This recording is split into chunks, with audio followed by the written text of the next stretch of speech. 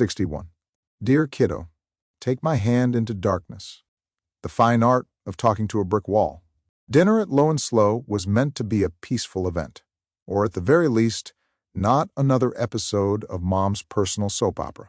I walked in hungry, hopeful, and cautiously optimistic that maybe, just maybe, this time would be different.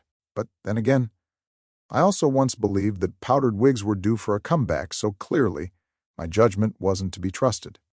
If you missed the last chapter, here's the short version.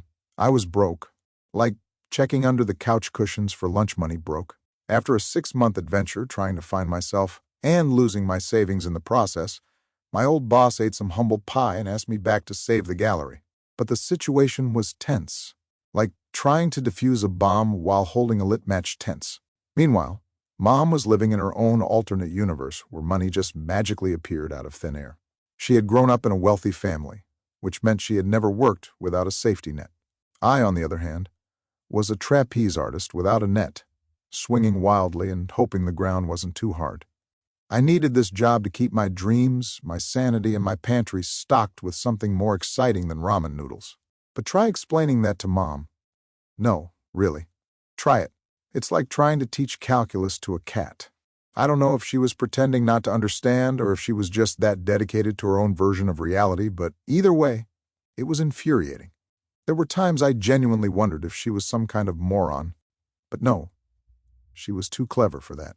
She had to be deliberately obtuse, like as a hobby. Looking back, I realize now that her issue wasn't ignorance.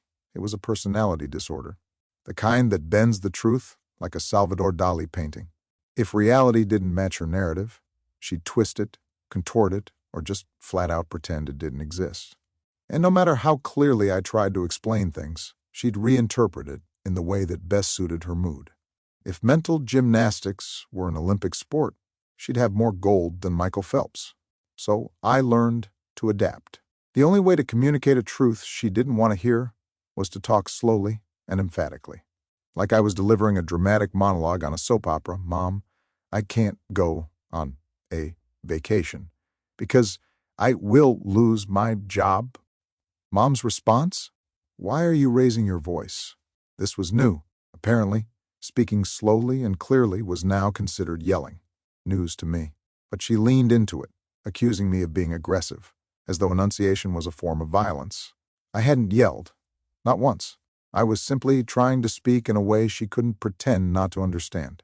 But somehow, this too was twisted into an attack on her delicate sensibilities.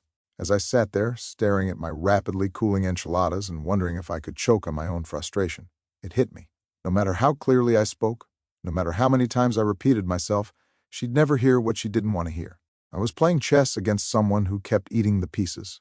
And so, there I was, once again alone at a table meant for two, surrounded by unfinished entrees and the distinct feeling that I was losing a game I never signed up to play. Stay tuned. It only gets better from here.